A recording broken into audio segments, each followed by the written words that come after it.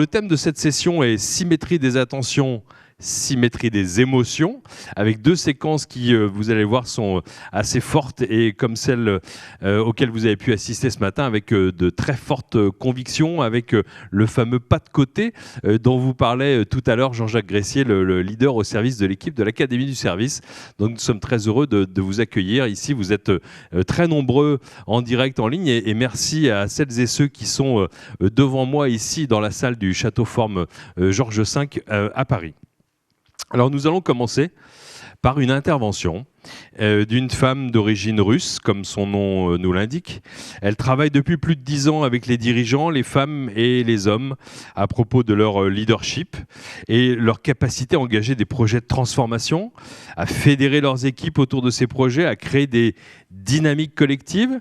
Et ces missions consistent à accompagner le travail de développement du dirigeant, alors à la fois son travail sur lui-même, mais un travail en reflet avec le travail de développement organisationnel que ce dirigeant met en place. Et enfin, puisque c'est ce qui a conduit cette intervenante à venir nous rejoindre aujourd'hui, c'est qu'elle travaille avec des femmes, managers et dirigeantes sur leur place et leur identité propre pour grandir dans leur rôle de leader. Donc j'accueille donc sur scène la dirigeante d'Aligna Advisors, Ludmila Kostandova. Ludmila, voilà, c'est à vous. Bienvenue. Donc nous sommes à la fois face au public du Château Forme Georges V et en direct avec la caméra qui est juste face à nous. Et donc merci encore de nous rejoindre aujourd'hui. Alors Ludmila, lorsque nous t'avons sollicité pour le manifeste et pour ce colloque, je me souviens très très bien, tu as eu une réaction assez forte sur le thème de notre colloque à propos de la formulation de la place des femmes. Alors j'aimerais qu'on reproduise un peu cet étonnement de notre premier échange tous les deux et que tu redises à quel point tu avais été un petit peu choqué par ce thème. D'accord, très bien Thierry. Effectivement, je n'aime pas cette question. Je n'aime pas la question de la place des femmes dans les organisations parce qu'elle suppose plusieurs choses. D'abord, est-ce qu'il y a une place ? Quelle doit être cette place? Et puis aussi, ça suppose qu'il y a une seule place et aussi qu'il y a un seul type d'organisation. Pour moi, c'est un peu comme poser la question quelle est la place de l'oxygène dans le tableau périodique des éléments? Et quand on réfléchit, il y a une place. Non-métaux, c'est à gauche, il y a l'azote, à droite, il y a fluor, je crois qu'en dessous, il y a soufre, c'est par là. Il y a une place. Mon métier d'accompagnateur, je n'allais pas dire accompagnatrice, mais souteuse voilà. J'accompagne des leaders, hommes et femmes, et mon métier consiste à poser des bonnes questions. Qu'est-ce qu'on cherche finalement à découvrir? Parce que si on pose la question quel est le rôle de l'oxygène dans les réactions chimiques qui sous-tendent la vie dans ce monde, la réponse pourrait être beaucoup plus intéressante. Donc non, je n'ai pas la question. Alors j'aimerais peut-être aborder avec toi dans la continuité de cette première question, alors un sujet en symétrie, c'est ce dont tu m'avais parlé aussi avec passion pour la préparation de cette keynote, c'est la symétrie on pourrait dire la symétrie des biais cognitifs. On peut peut-être rappeler en introduction qu'est-ce qu'un biais cognitif, et puis parler de cette formule de symétrie des biais. Alors juste avant qu'on touche à cette question qui est pour moi beaucoup plus riche, je voudrais quand même revenir à la question de la place de la femme, juste pour donner quelques statistiques, parce que quand même, en me préparant, en réfléchissant un peu plus aux questions, j'ai dépassé le stade où j'ai dit quelle est la place des femmes insuffisante, choquante, c'est du gâchis. Une fois que la réaction est passée, effectivement, on peut constater que la place des femmes dans les organisations, eh bien, quand on regarde les statistiques, elle est assez singulière, parce que imaginez que sur les 100 hommes promus, seulement 72 femmes sont promues. Donc, on parle souvent du plafond de verre. Vous avez entendu parler. Eh bien, le plafond de verre, ce n'est pas qu'il n'existe pas, mais il y a plusieurs petits plafonds de verre. C'est un labyrinthe pour les femmes. Et ce que moi, j'essaie de faire, justement, quand je travaille avec les femmes, mais aussi avec les dirigeants qui ont une certaine idée de ce que c'est un leadership d'aujourd'hui, c'est de naviguer mieux ce labyrinthe. La question, et je termine là-dessus, la question aussi se pose, pour moi, qui serait plus intéressante à poser, c'est quelle est la place plutôt des valeurs qui sous-tendent le leadership féminin? Qu'est-ce qu'elles apportent, les femmes, dans les organisations aujourd'hui? Toutefois, il y a ce biais qui demeure, on pourrait dire des a priori qui demeurent dans les deux camps, en fait. Exactement. En symétrie, d'où cette formulation un peu complexe de symétrie des biais cognitifs. On adore ça en tant que consultant. Alors, le biais cognitif, c'est sans réfléchir. C'est tous les préjugés qu'on a en nous, mais dont on n'est pas conscient. Pensez à celui-ci. Un homme qui a du succès, qui grandit dans son rôle, qui emmène ses équipes, qui est performant, qui prend la parole devant les équipes en réunion. C'est un homme, spontanément, on va se tourner vers lui. Il va être admirable, attirant. Mettez à sa place une femme qui a du succès, qui s'est développée, qui a travaillé son leadership, qui prend la parole, qui dit non, qui croit en sa vision et qui essaie de la promouvoir.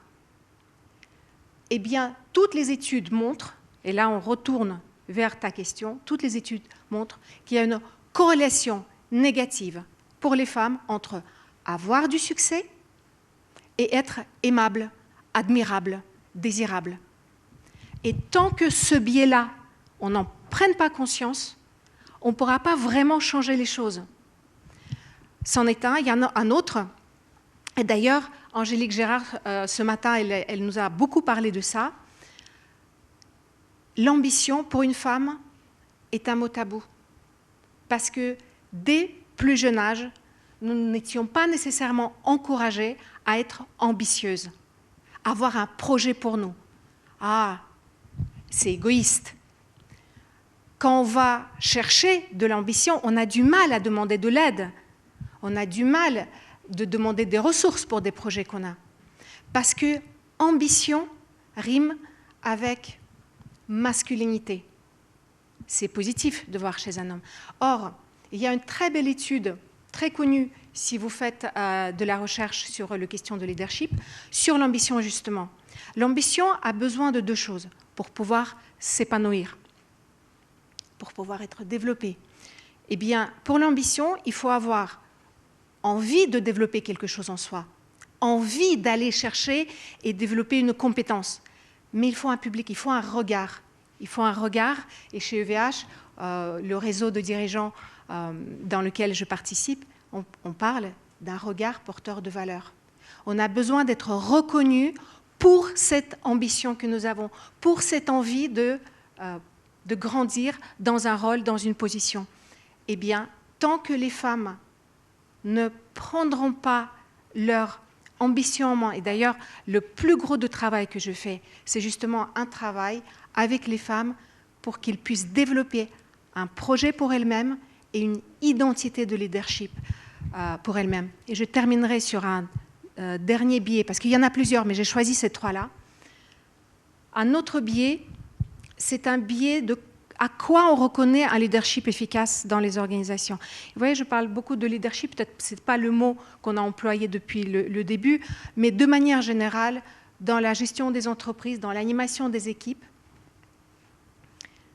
quel est le type de traits qui vont dire « ça, c'est un leader formidable ». Il faut être décidé, parfois dominant, tranchant, très assuré, très confiant en lui. Vous voyez, je le dis, pas nécessairement en elle. Parce que si une femme a ces traits, elle sort de son rôle social et on n'aime pas ça. Elle ne devient pas nécessairement désirable. Donc les traits, on appelle ça en anglais agentic values, donc agentique, d'agence, voyez. Et ça nous amène à un type de leadership dans les entreprises qui est transactionnel. Le management par objectif, je te donne un objectif, tu l'atteins, c'est bien, tu ne l'atteins pas, on corrige. Or, aujourd'hui, les valeurs que apportent les hommes et les femmes statistiquement plus nombreuses, c'est des valeurs, ce qu'on appelle des valeurs communales. Et ils vont vivre des valeurs de fédération, d'écoute, de confiance, de justement embarquer une dynamique collective. Et dans ce cas-là, on parle d'un leadership transformationnel. Et malheureusement, un biais fait que le leadership efficace, jusqu'à aujourd'hui, il est conçu comme un leadership qui est plutôt avec des valeurs masculines que féminines. Je comprends, et ce que j'aime dans ta contribution, c'est le regard que tu portes sur les choses, et sur ce sujet des biais. En fait, quand tu évoques par exemple l'étude de Bain dont tu vas nous parler dans un instant, sur les caractéristiques et le style des leaders, comment est-ce qu'on arrive, parce qu'on est, et tout à l'heure j'aurai l'occasion de le faire en vous présentant les résultats de la 7e édition du baromètre de la symétrie des attentions, et où effectivement on voit un certain nombre de résultats assez étonnants, et on se dit mais comment bien lire les résultats d'études? Comment est-ce qu'on peut faire preuve de discernement? Comment est-ce qu'on interprète les résultats? Et là encore, tu nous invites à apporter un nouveau regard et avoir une forme de gymnastique pour bien interpréter les chiffres et bien en parler aussi. Oui, effectivement. Alors, Bain & Co, encore une fois, de quoi il s'agit? Ils ont fait une étude, ils ont posé la question à leurs collaborateurs et à leurs clients en demandant à quoi vous reconnaissez un leader inspirant. Ils ont fait mouliner la machine et ils sont arrivés avec 32 attributs de leadership. Ils ont séparé ça en 4 catégories: comment on gère l'équipe, comment on est ouvert sur les autres, comment on donne un ton à l'entreprise et surtout comment aussi on développe ses ressources internes. Et sans rentrer dans toute la liste, dedans vous avez tolérance au stress, un regard d'appréciation sur soi-même, l'articulation et la communication facile, humilité, garde bien vitalité, ton micro vers le menton. Merci. Parce que j'ai peur que... Très bien, merci. Si je vous ai perdu à Internet, je vais pas répéter, mais je vais continuer. Vous pouvez trouver cette étude sur Internet, Bain & Co. Inspirational Leadership. Il y a un infographie qui est fabuleux, donc qui liste ces traits de leadership, mais il y en a 32. Et souvent, quand je travaille dans les programmes de leadership, je dis à la salle, écoutez, on est là aussi pour trouver un leader inspirationnel. Et je commence à dire qui d'entre vous a, et je commence à lister tous ces traits de leadership. Et du coup, il y a beaucoup plus de silence dans la salle qui s'installe parce qu'évidemment, on ne peut pas avoir les 32. Alors, ce qui est intéressant, c'est que la même étude montre qu'il ne faut pas avoir les 32. Et là, je m'adresse autant aux hommes qu'aux femmes. L'étude montre qu'il suffit d'avoir 4 traits, les vôtres, choisis dans cette liste ou développés avec sens pour vous, pour avoir de l'impact. Et quand je dis de l'impact, ça veut dire l'impact qui va jusqu'à plus 100%. Ça veut dire que finalement, toute la question de cette étude, c'est comment identifier son style et comment définir un projet pour soi, pour son équipe et son organisation et le vivre.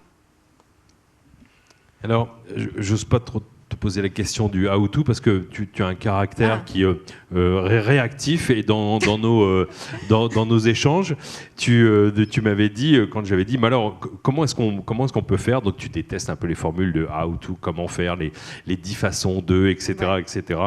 Les recettes. Et je sais que voilà, c'est des recettes, et tu trouves que c'est une notion très réductrice finalement, et ça te révolte, pour te citer.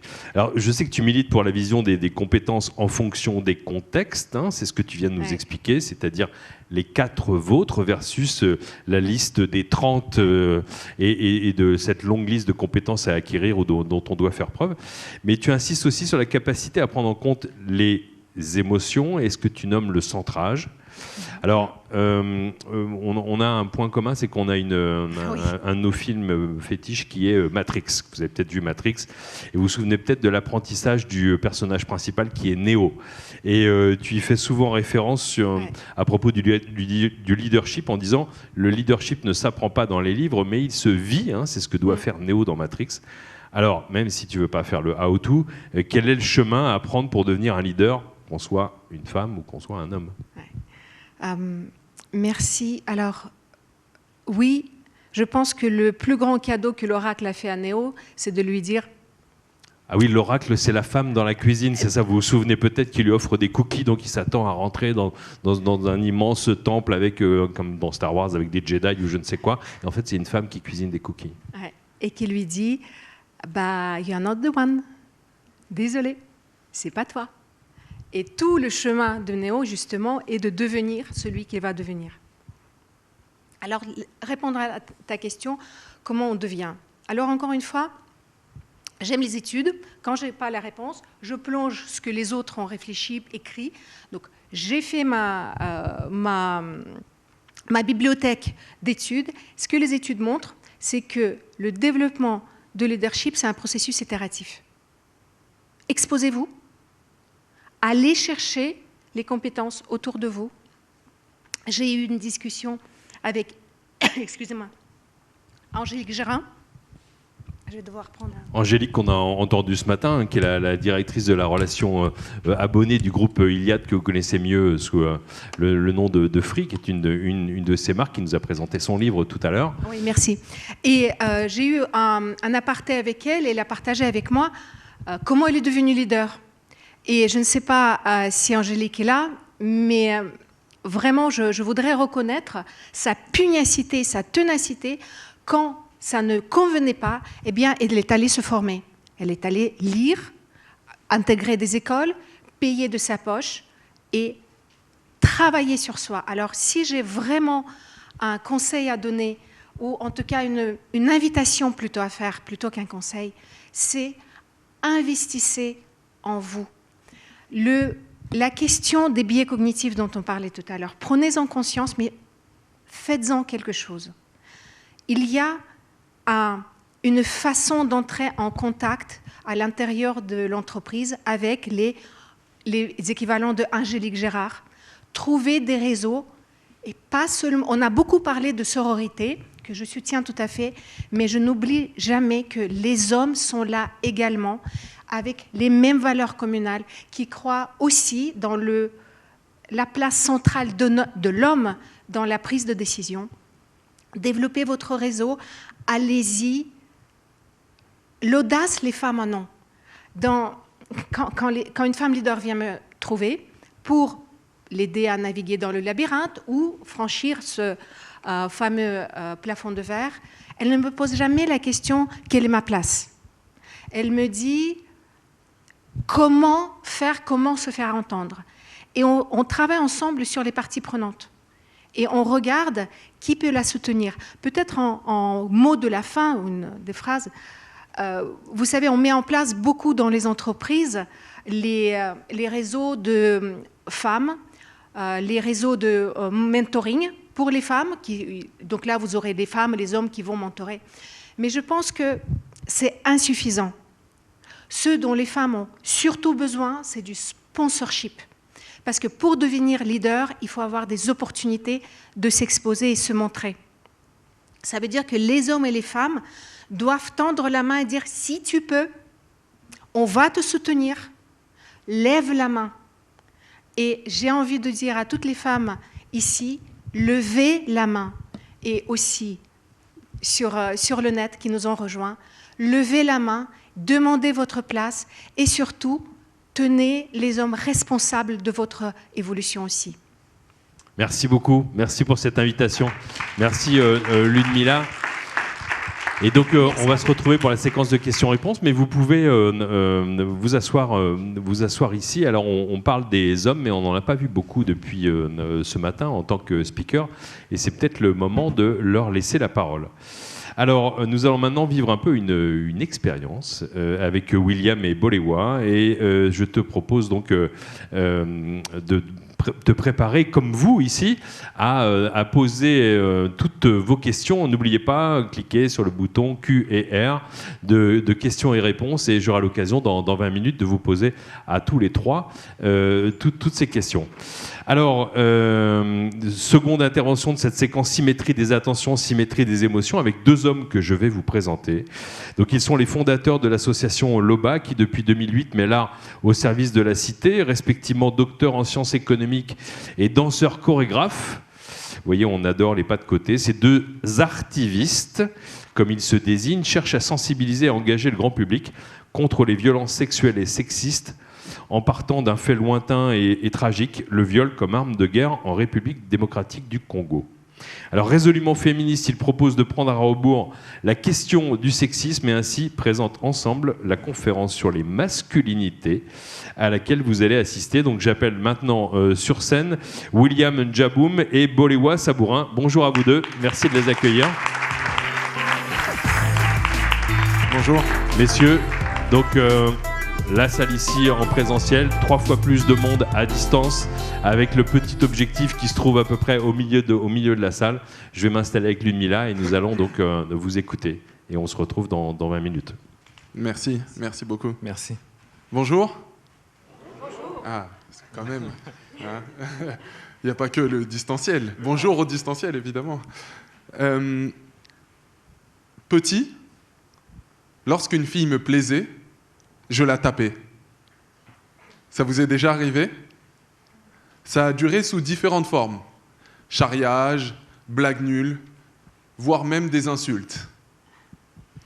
De mon côté, petit, pour pouvoir se faire des amis, il fallait faire ses preuves. Il fallait montrer qu'on était fort, qu'on savait se battre. Ado, nos grands jeux autres que le foot avec les copains, c'était de courir à toute allure dans la cour, de soulever les jupes des filles, voire même leur toucher les fesses. Adolescent, je ne vivais que pour le foot. Et vous savez, au foot, on nous dit que sur le terrain, il faut être agressif. On nous répétait sans cesse « Eh les gars, le foot, c'est pas un sport de danseuse. Hein. » Jeune adulte, combien de fois il m'est arrivé d'avoir des regrets après avoir consommé l'amour avec une femme ? Eh oui, vous êtes choqués, pour certains peut-être amusés. Mais finalement, ces anecdotes, on est nombreux à les partager. Elles sont le reflet de notre éducation de garçons dans un monde d'hommes. Je me présente, je m'appelle Njaboum William. Je suis français, banlieusard, né à Neuilly-sur-Seine. Comme mon nom l'indique, mes ancêtres ne sont pas gaulois, ils sont bantous. Je suis le dernier d'une fratrie de 4 qu'on aurait appelée sororité si je n'étais pas venu au monde. Vous l'avez compris, j'ai 3 grandes sœurs. Le fil de mon histoire commence par celle de mes parents, qui ont émigré vers la France dans les années 70 pour y faire leurs études. Mon enfance a été un savant mélange entre ma culture et mes racines camerounaises et la culture française. L'adolescence a été pour moi une période de questionnement. Je me suis beaucoup interrogé, non pas tant sur qui j'étais, mais sur ce que je représentais aux yeux des autres. Avoir le sentiment que la société remet en question tout ce que l'on pense être. Entre contrôle d'identité incessant, orientation scolaire biaisée et tous les masques qu'on doit porter au quotidien. Juste une parenthèse, quand je parle de masques, je parle de masques sociaux, parce qu'en cette période, il est important de le spécifier. Donc, mais tous les masques qu'on doit porter au quotidien, que ce soit à l'école, que ce soit avec les amis, que ce soit au quartier, que ce soit même dans la famille. Et finalement, c'est toutes ces expériences qui ont fait de moi un homme.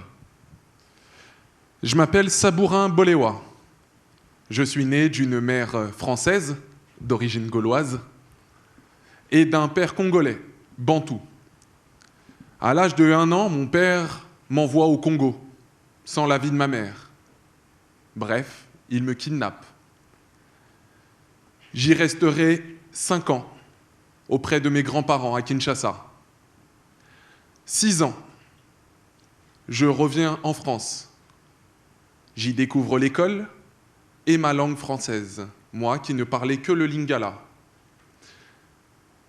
Je découvre que le mot « con » dans le dictionnaire veut dire « sexe féminin », un mot qu'on utilisait si souvent dans la cour de récré.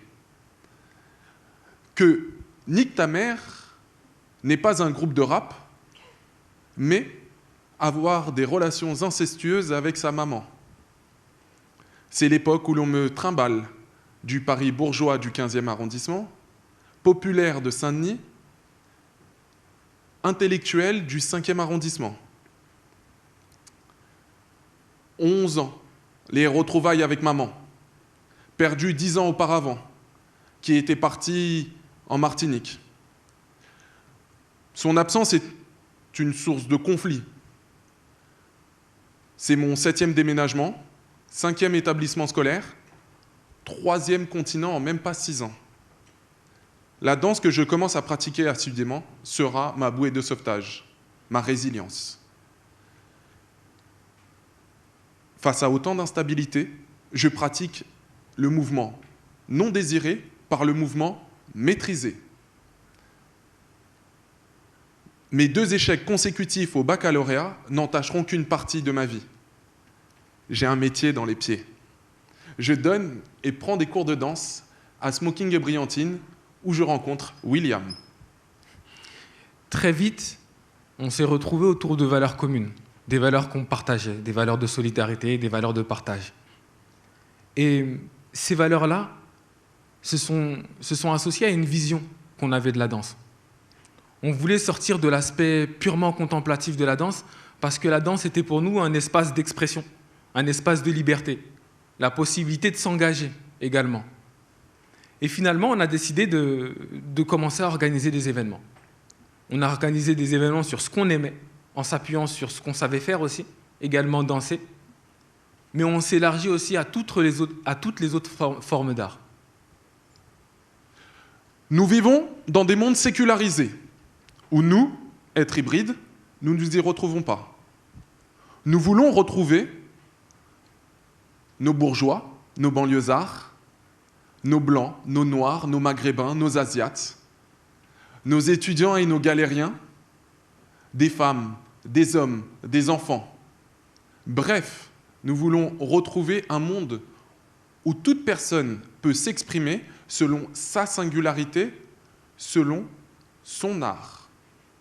C'est la raison pour laquelle, en 2007, on cofonde Loba, qui veut dire « exprime-toi » en lingala, avec pour un seul mot d'ordre, l'art au service de la cité. Pendant ces années Loba, nous avons continué de nous former.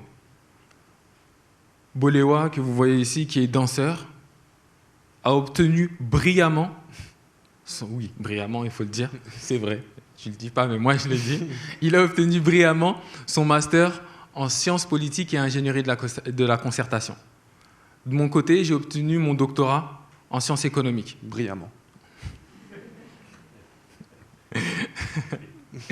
Exactement. Et donc j'ai obtenu mon doctorat en sciences économiques. On a continué aussi de se former en entrepreneuriat social.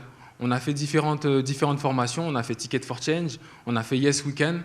Et finalement, c'est toute cette expérience, toutes ces formations qui nous ont permis d'ajouter de nouvelles cordes à notre arc et pouvoir assumer et assurer le tournant qu'allait prendre notre association, notre combat. En mars 2016, je rencontre le docteur Denis Mukwege, gynécologue obstétricien qui répare des femmes victimes de viols comme arme de guerre.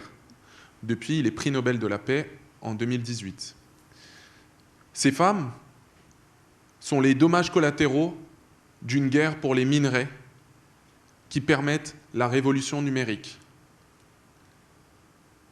Le viol comme arme de guerre est utilisé afin de faire fuir les populations et ainsi exploiter le sous-sol congolais. Ces femmes, à qui l'on introduit des kalachnikovs et autres objets contendants dans le vagin, sont réparées par le docteur et ses équipes. Mais la réparation physique n'est pas suffisante. Il faut reconstruire la psyché. Le docteur Mukwege nous dit que la psychothérapie occidentale classique n'a que très peu d'effet sur ces femmes, mais que par la danse et le chant, cela fonctionne. Car parler en tête-à-tête avec un inconnu de son histoire, culturellement, ne se fait pas. C'est ainsi que je lui demande qu'est-ce que je peux faire pour lui être utile. Je ne suis ni médecin, ni politicien, mais qu'avec mes compétences, je veux pouvoir rejoindre ce combat que je trouve primordial. J'en parle à William. Le projet Recréation a commencé lors d'un voyage à Bukavu, au Congo, dans la fondation Ponzi du docteur Mukwege. Notre objectif c'était de permettre à ces femmes de s'exprimer par la danse. Qu'elles puissent, par la danse, avoir la possibilité d'exprimer leur trauma. Les horreurs que nous avons rencontrées, mais surtout l'engouement suscité par nos ateliers de danse, nous ont poussés à voir ce projet de manière plus pérenne, plus durable. L'OBA se devait de se transformer en entreprise d'économie sociale et solidaire. Se transformer pour pouvoir soutenir ces femmes qui sont victimes au Congo de la domination masculine. Mais aussi de ces femmes en Occident qui souffrent de cette domination masculine. Finalement, vous devez vous demander qu'est-ce que recréation ? Recréation, c'est une thérapie innovante qui allie le travail d'un danseur ou d'une danseuse et d'un psychothérapeute pour permettre à ces femmes de s'exprimer pour une prise en charge du corps et de l'esprit sans hiérarchisation. Recréation, c'est également une compagnie de danse qui allie la danse et le théâtre pour pouvoir raconter ces femmes avec qui on travaille et sensibiliser le plus grand public. C'est aussi une méthodologie de pédagogie active qui permet aux plus jeunes de pouvoir être sensibilisés aux violences faites aux femmes. Mais lorsque nous avons fait tout ça, nous ne nous sommes toujours pas attaqués au problème. Nous vidons la mer avec une petite cuillère, sans s'attaquer à la cause. Finalement, quelle est la cause profonde de ces horreurs, de ces morts ?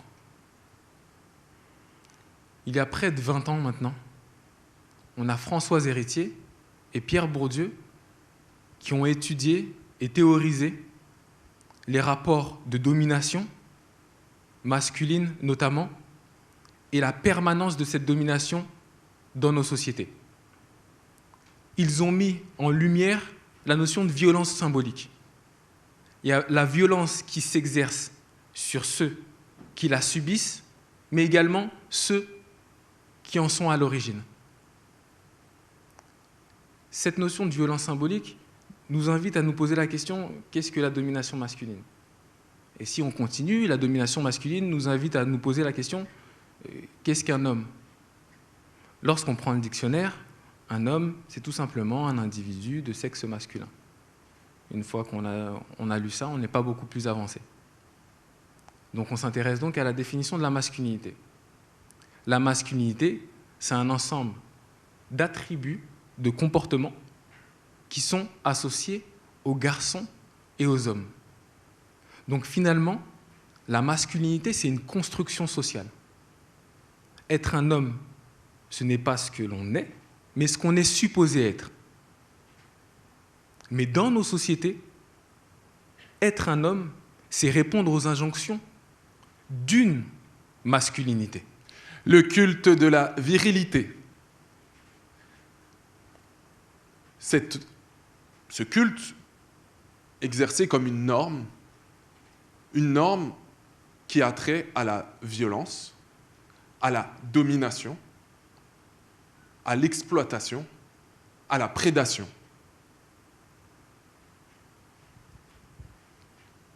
Une fois qu'on parle de la notion de culte de la virilité, à ces injonctions, au fait de nous couper de nos émotions, finalement, on finit par s'interroger sur la manière dont ça s'exerce assez couramment, de la manière dont ça s'infuse dans nos sociétés. Nous pensons que ce culte de la virilité, de l'invulnérabilité, est à l'origine des maux de nos sociétés. De la crise climatique, où nous pensons dominer la nature, sans faire partie de la nature. L'exploitation des ressources, sans jamais penser à rendre ce qu'on exploite. Les crises économiques, 1929, Jeudi noir, 2008, il y a quelques années, que des hommes, dans toutes ces grandes entreprises, qui ont imposé une vision, qui s'est écrasée, les krachs boursiers, sans pour autant jamais remettre tout ça en question. Les crises politiques. Vous n'avez pas l'impression que ces dernières années, certains hommes politiques ont tous les mêmes caractéristiques et portent ce culte de l'invulnérabilité au sommet? Trump, Poutine, Xi Jinping, Bolsonaro, Boris Johnson, et j'en passe, et on pourrait même, chez nous, Jupiter. Il est temps de passer à l'étape suivante, celle de la recréation. C'est d'ailleurs l'objet de notre dernier projet, un projet où on permet aux hommes de se re-questionner entre eux afin de libérer la parole. Parce que se parler de nos vulnérabilités, c'est déjà de la transgression. C'est braver le mythe et tuer l'interdit. Le mythe de l'invulnérabilité. Ce mythe qui nous fait tant souffrir et souffrir l'humanité. Alors là, aujourd'hui, engagez-vous face à cet enjeu civilisationnel. Parlez-vous, échangez avec vos collègues, vos amis, votre famille. Là, maintenant, on va vous demander de prendre quelques minutes, de vous tourner vers votre voisin de droite. Si vous n'en avez pas, essayez de vous tourner derrière. Et posez-lui cette question. Qu'est-ce qu'être un homme au XXIe siècle? Vous verrez, se poser la question, c'est déjà le début de la solution. Merci. On vous remercie.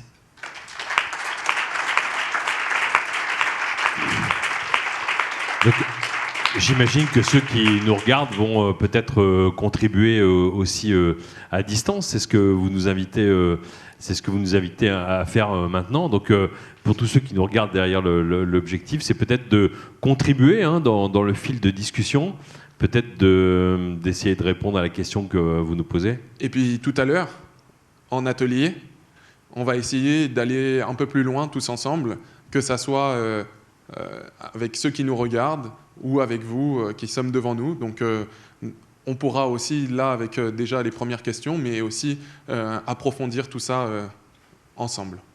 Alors je reconnais que c'est pas facile avec les gestes barrières dans la salle, et vous l'avez un peu saisi, puisqu'il y a des distances, même si vous êtes quand même nombreux à être ici, il y a ces distances. Est-ce que vous voulez que on laisse le temps de la réflexion, ou est-ce que vous voulez enchaîner sur... Vous voyez, il nous reste à peine quelques secondes, parce qu'après, il y a une séance d'interactivité avec vous dans la salle, et puis vous à distance, avec les questions et réponses qui vont nous venir. À vous de me dire ce que vous voulez faire, parce que non, on peut y sur aller, mon petit programme, il y a des trucs sympathiques qui doivent venir. On peut aller dans une petite discussion.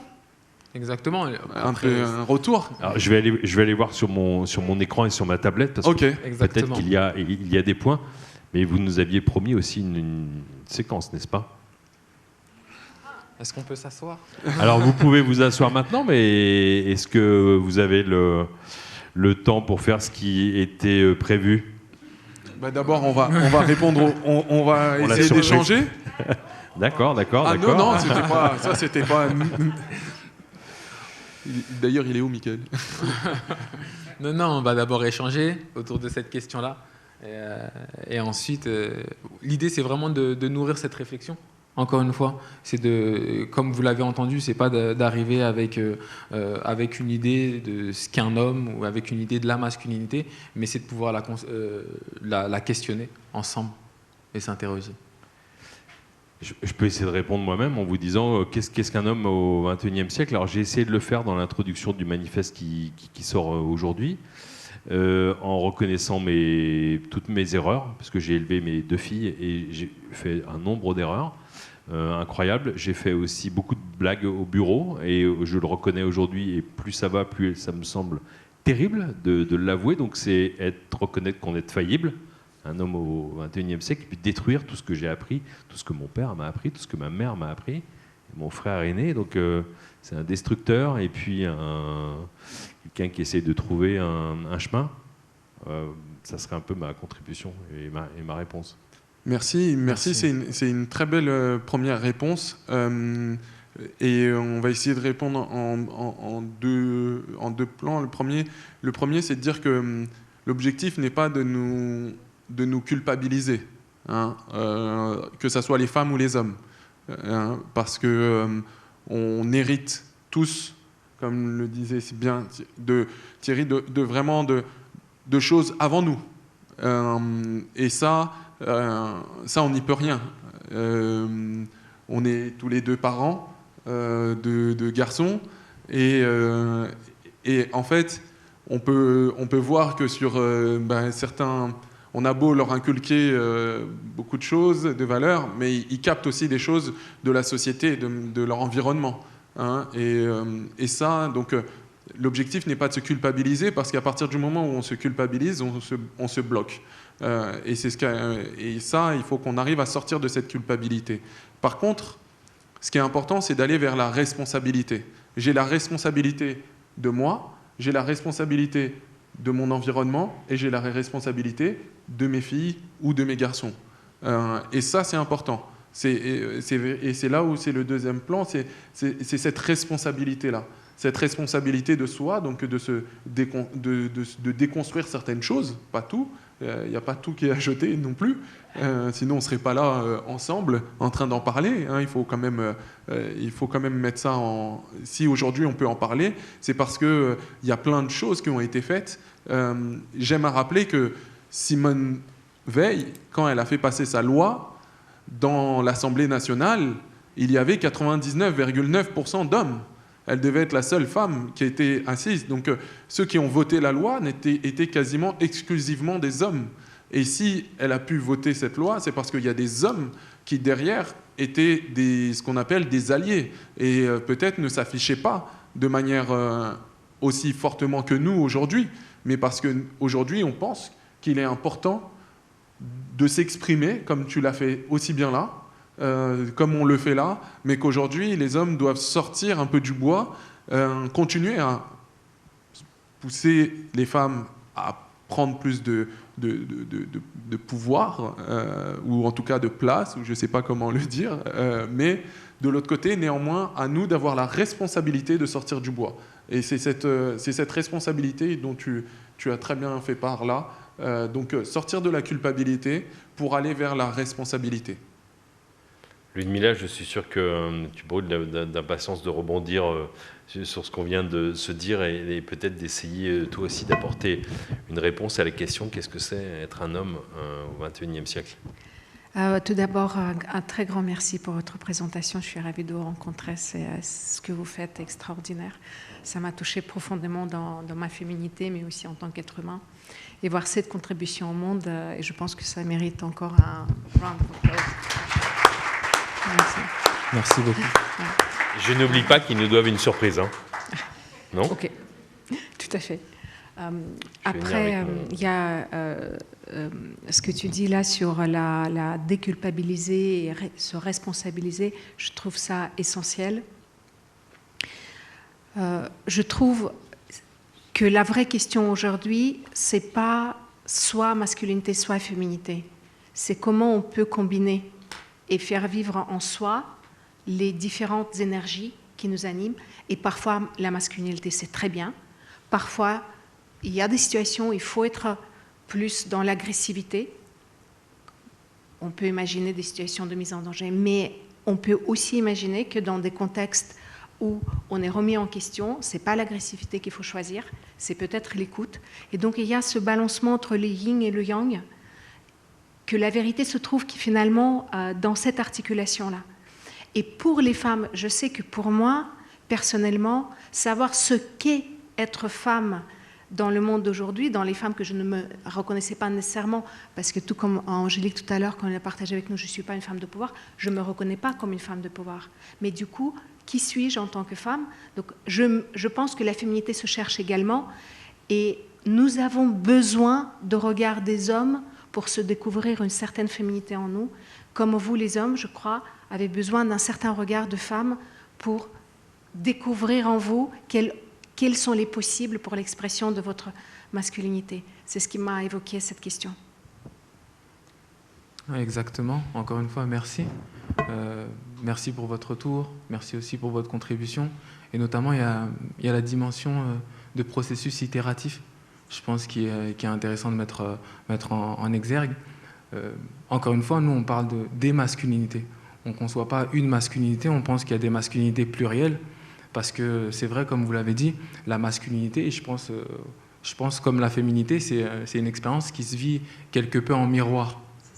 Elle se vit en miroir, et nous, notre intérêt, ce qu'on pensait pertinent, c'est de pouvoir se re-questionner, avoir justement la responsabilité de s'interroger, de se questionner sur ce qu'on est, sur ce qu'on représente, sur les conséquences de nos actions, dans quelle mesure on peut avoir une expression de la masculinité qui est parfois négative, parfois toxique même, et du coup de pouvoir la mettre en parallèle avec l'injonction à une forme de masculinité, l'injonction à un culte de la virilité, parce que finalement si on prend les attributs de la masculinité, c'est la virilité. Et la virilité, c'est associé à un certain nombre de caractéristiques, d'adjectifs, notamment une forme d'agressivité, qui ont été jusque-là relativement valorisées dans notre société. C'est ces derniers temps, dans notre société contemporaine, où on commence à s'interroger sur les formes de la virilité, où on pointe certaines formes exacerbées de la virilité finalement en essayant de souligner des virilités qui seraient plus ou moins saines. Et je pense que l'idée, c'est de concevoir que l'expression de la virilité peut aussi être présente chez une femme comme chez un homme. Mais reste à savoir, encore une fois, ça reste situationnel. Ludmila, j'ai peut-être une question, c'est pour vous trois, mais peut-être que tu pourrais commencer pour la réponse. Une question de Chantal Bourré, qui est d'ailleurs membre du Club Culture Service, et je la remercie de sa contribution.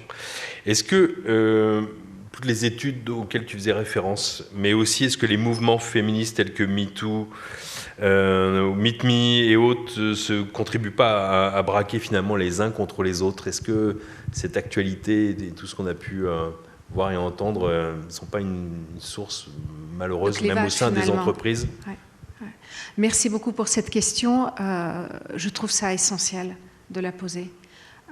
Je pense que quand on met de l'énergie sur quelque chose, ça peut se transformer dans son contraire.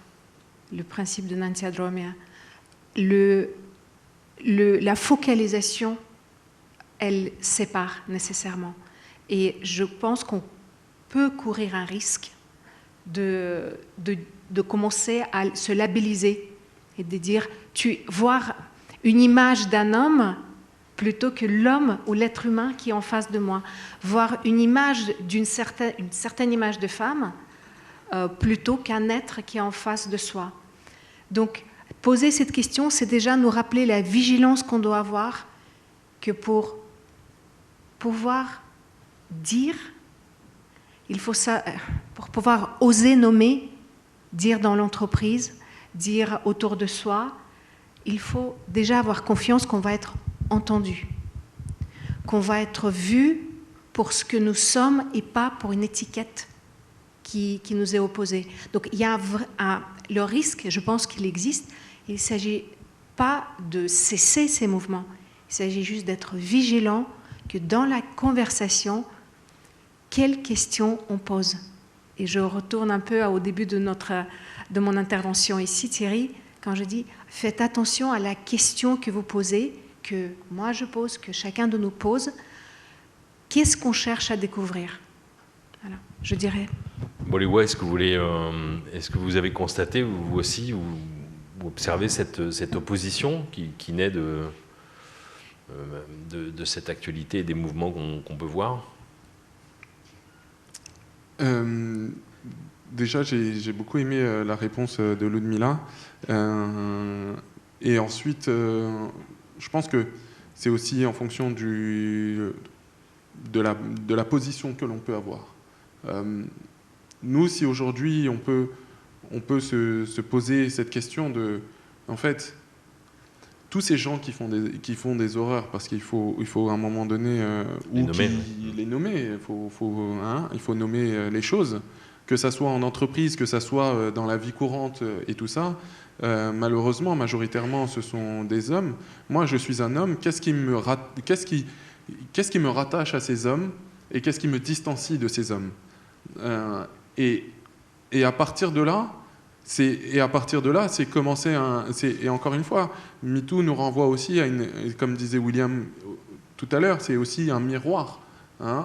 C'est le miroir d'une exaspération qui, du coup, nous pousse, nous, de sortir, encore une fois, du bois pour montrer pas une masculinité, parce que ni William, ni moi, ni toi n'avons les mêmes formes d'expression de nos masculinités, mais des masculinités qui sont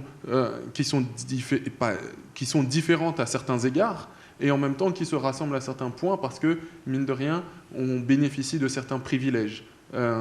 Et c'est ces privilèges qu'on a rappelés un peu au tout début de notre talk. Et ça, c'est important, encore une fois, de pouvoir aussi de se re-questionner. Donc nous, dans notre position, quelque chose comme MeToo nous montre une certaine forme d'exaspération. Il est important de pouvoir nous re-questionner et d'amener aussi d'autres, et pas que individuellement, collectivement, et c'est tout l'intérêt de nos ateliers sur les masculinités, c'est qu'on se retrouve entre hommes qui sont tous très différents, certains pères de famille, d'autres non, certains qui sont dans des grandes entreprises, d'autres pas, des danseurs, des économistes, et on a tous une conception de notre masculinité qui est différente et qui nous permet justement de réfléchir ensemble et de ne pas ressortir avec des choses toutes faites, parce qu'il n'y a pas de recette, mais il n'y a que des questionnements qui nous poussent du coup à avoir un regard un peu plus attentif sur des choses qui peuvent nous paraître futiles, mais elles nous paraissent futiles parce qu'on a le privilège de cette futilité-là. Et donc, du coup, c'est des détails, et c'est sur ces détails que ça change tout. Aujourd'hui, nous, en tant que chef d'entreprise, dans notre équipe, il n'y a que des femmes. Comment on fait pour, quand on est chef d'entreprise et qu'on n'a que des femmes dans notre entreprise, pour trouver la justesse et la bonne place à avoir pour ne pas être justement condescendant, descendant et paternaliste, et tout en gardant, en travaillant du mieux que possible avec les pouvoirs que nous incombe la direction de cette entreprise. Donc c'est tous ces questionnements entre nous qui nous permettent après ensuite d'avoir cette justesse dans la prise en charge de nos équipes qui sont exclusivement féminines. Donc c'est là où MeToo, nous en tant qu'hommes, après en tant que femmes, c'est là où l'UNMILA a son position, et c'est très intéressant de bien l'écouter et de bien entendre ça. Mais nous, en tant qu'hommes, on a un devoir d'entendre cette exaspération, de se re-questionner et ensuite d'aller à la rencontre et à l'échange avec l'autre. Parce que l'autre est un autre moi. Il y a beaucoup de commentaires et vous avez bien noté qu'on a pris le sujet de notre manifeste et de cette matinée sous un autre angle. Après avoir parlé de la place des femmes, on parle de la place des hommes et c'est naturel. Il y a beaucoup d'appels à de l'optimisme et peut-être que j'ai envie de poser cette question en faisant la synthèse de ce que je peux lire parmi les contributions des personnes qui nous suivent en direct. Peut-être que, William, quelles sont vos raisons d'y croire? Qu'est-ce qui vous rend optimiste dans votre quotidien parce que maintenant, vous fréquentez aussi des entreprises. Là, vous êtes face à des professionnels. Vous avez étendu votre champ et, en tant que chef d'entreprise aujourd'hui, donc vous êtes amené à rencontrer des gens. Qu'est-ce qui vous rend optimiste? Ce qui me rend optimiste dans un premier temps, c'est de se souvenir de la raison d'être de l'OBA. C'est vrai qu'on a parlé d'expression. L'OBA, ça signifie exprime-toi, ça veut dire parle. Mais je pense que l'un des prérequis pour s'exprimer, c'est d'abord d'écouter. Et j'ai le sentiment qu'on est davantage à l'écoute. On est davantage à l'écoute parce que la situation nous impose d'être davantage à l'écoute. On est davantage à l'écoute et c'est ce qui est censé nous permettre de nous re-questionner, de nous interroger. Je pense que certaines autres situations, certaines autres conditions ou conjonctures, si je puis dire, nous auraient amené à survoler nos vies, survoler certains mots sociaux, encore une fois, parce qu'on se serait abrité sous un certain nombre de privilèges. Là, encore une fois, ce qui me donne la force de continuer, ce qui nous donne la force d'avancer, c'est qu'on a le sentiment qu'on peut avoir un impact, qu'on peut avoir de l'emprise sur ces mots-là, et que c'est un enjeu qui mérite enfin un combat qui mérite d'être mené, une lutte qui mérite d'être menée, et que derrière on a des perspectives qui sont vertigineuses. Boléwa, qu'est-ce qui vous rend optimiste? Qu'est-ce qui vous rend optimiste, Boléwa? Ce qui me rend optimiste, c'est déjà de me dire qu'on parle de ces sujets-là. Vous voyez, ça paraît tout bête, mais juste parler de ça, sans tabou. Vous voyez, là, de dire qu'est-ce qu'être un homme? C'est là, dans des entreprises, on l'a fait il n'y a pas longtemps, et de voir qu'il y a cette écoute des entreprises, mais aussi de la société civile et autres. Juste ces petites questions-là, d'en parler, ça, je me dis qu'on est dans la bonne direction. Il faut juste qu'on continue à pouvoir poser des choses aussi basiques et ne pas justement les survoler. Et c'est peut-être la conjoncture aujourd'hui qui nous oblige à se repenser individuellement et collectivement pour arriver à dépasser aujourd'hui les galères dans lesquelles on se trouve, et on ne pourra pas les dépasser de manière comme avant, comme au XXe siècle. On ne pourra pas les dépasser avec juste des boys clubs. On ne pourra pas les dépasser avec juste des girls band. On ne pourra pas.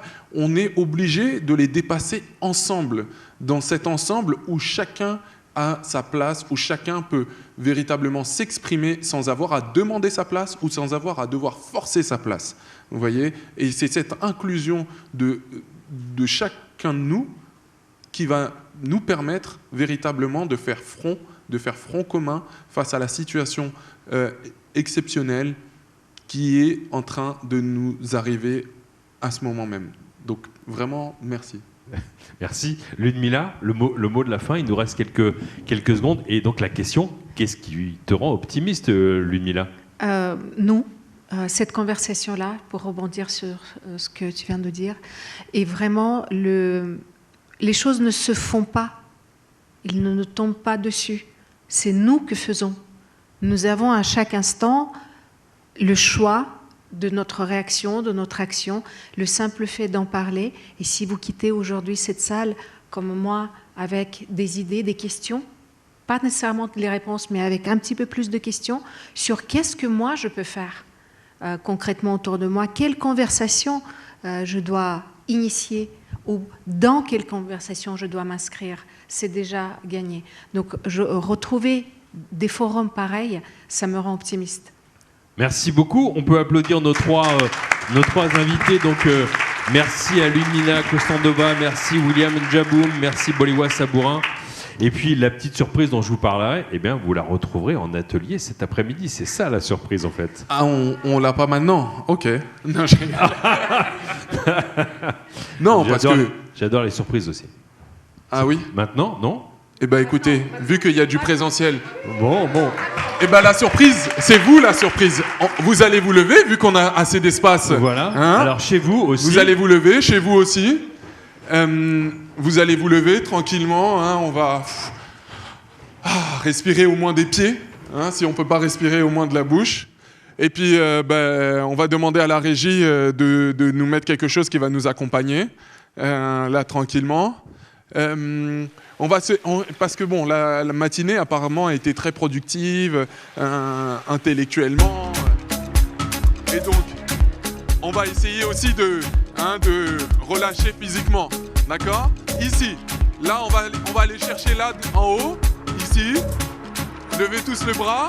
D'accord ? Merci. L'autre. L'autre.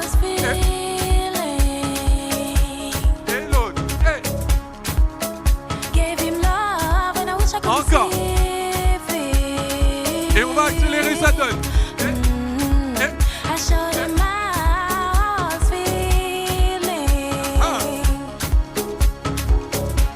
Et on va accélérer. On y va. Allez.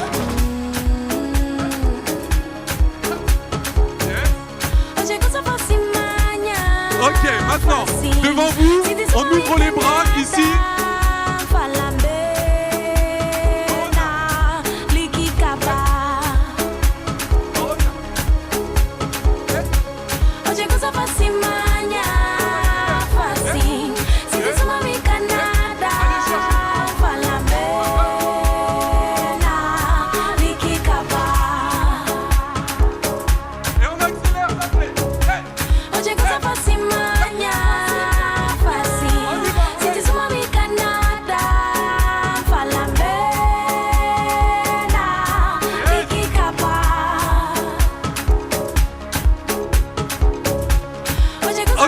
Maintenant, ici, le bassin. Ici, le bassin, de gauche à droite, oui. Vous savez, c'est le centre de la vie. Hein.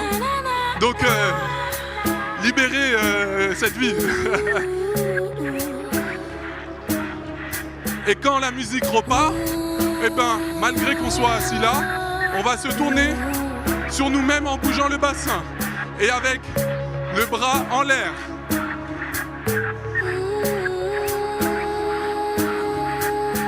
On y va, ça donne.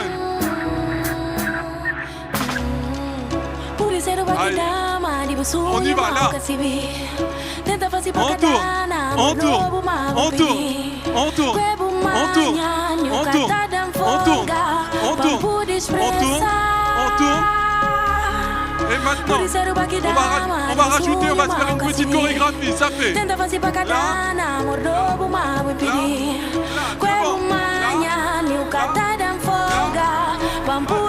et on tourne.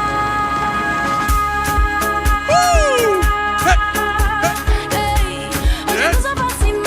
On y va, ça fait 1, 2, 3, 4, 1, 2, 3, 4, 5, 6, 7, 8 et 1, 2, 3, 4, 5, 6, 7, 8, on y va. 1, 2, 3, 4, 5, 6, 7.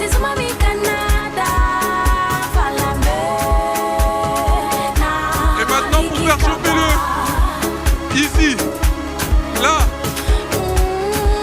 Ouais, c'est ça.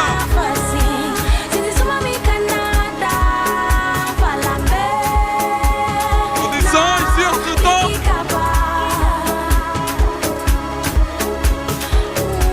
Et on remonte. Hey. Hey. Yes.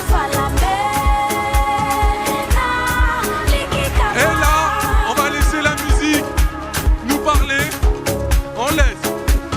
Laissez la musique vous parler. Laissez libre cours à votre expression. On y va. On peut battre les mains en même temps, ça fait clap, clap, clap.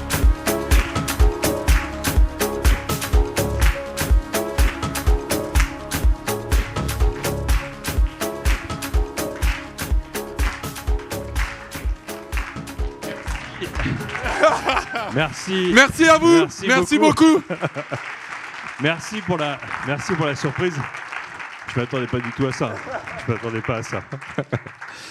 Donc j'espère que chez vous, vous pourrez garder la séquence en replay pour ce week-end éventuellement, ou les jours où vous aurez besoin, effectivement, avec plaisir.